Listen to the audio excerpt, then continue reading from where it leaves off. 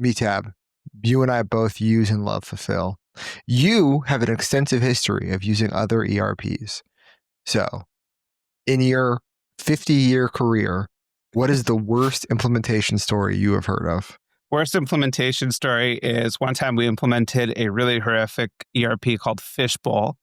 And the thought process there was, hey, this is slightly cheaper than, some of the other big competitors. This company's a little bit smaller. Maybe it's a good idea. And that was not a good idea. It was a very bad idea. It couldn't handle orders. Like if you did over, I forget what it was, if you're doing over like 100K a day, it would basically break, which is obviously like not that hard to do. So you'd break the ERP really badly, and there was no real solution for it other than turn it off and then turn it back on again and manually push the orders through. And that was the worst ERP ever. So we ended up switching off of that pretty quickly. And you switched to Fulfil and you've never been happier. Let's talk about implementation real quick. Things can fail, right? Yep. Going to market can fail. You can have a failed process. It's because it requires so much work. You have to put work in to set up your ERP. I wish it was one click, right? But ERPs need to know what your business looks like, where you make stuff, the cost of goods. Your accounting team has to commit to using it. So there is an implementation curve. I have heard about people who spent $500,000 to set up NetSuite and then they have a failed implementation. Hey, don't forget about the bonus fee that you get to pay Solido. Right. Yeah. And NetSuite's so hard to set up that they have a third-party firm you have to pay. I mean, everyone pays third-party firms to set their thing up. So look, Fulfil, you're not going to get that. They're going to commit to making sure you're using the features you pay for. They will hold your hand all the way through that process. If it takes 12 months to get the full suite of features, they're there to help you support. I think the biggest scam when it comes to ERPs is the third-party implementation fees. Mehtab, for people who don't know what the hell I'm talking about, you pay for a software and then you have to pay other people to teach you how to use the software. Am I getting that right? Well, and build out quote unquote custom functionality, but that functionality isn't really something that should be custom. And often what'll happen is the guy that sold you the ERP, so the guy on the sales team, he doesn't really care whether or not it's the right product for you. And I don't think they're actually measured on if a customer churns after, right?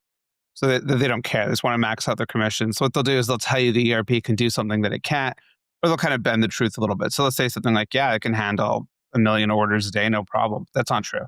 If the orders have a lot of kits in them or something, it'll break functionality of the ERP. And what'll happen is you'll end up on there and be like, oh, I need this critical functionality. I thought I had it. You're already knee deep with the implementation. You've already racked up 6 figures in fees. And then they'll say, oh yeah, just go ahead and hire this third party to build you a custom solution there. And you're like, well, this shouldn't even be custom, but now you're stuck paying another 6 figures to another company for help building out a custom implementation. Yeah, and it's like, I'm going to pick on NetSuite. It's from like 1993 or whatever. And that's when I'm born. Yeah, exactly, dude. It's older than us. Like, do you use any technology that is older than you are, right? You should just use a modern ERP. It's not going to be easy. You have to commit your team to using it, and they're going to want to go back to spreadsheets, right? But with Fulfil, there's a non-failure implementation guarantee. They will make sure if they sign you as a client and they take your money that you are going to commit to using this thing, and they will push you across the finish line. So you got to bring, probably you got to take the ball 49% of the way. They'll take it 51% of the way. Where if you use a NetSuite, they are going to take the ball negative 15% of the way. Then you got to bring it all the way there with third-party support.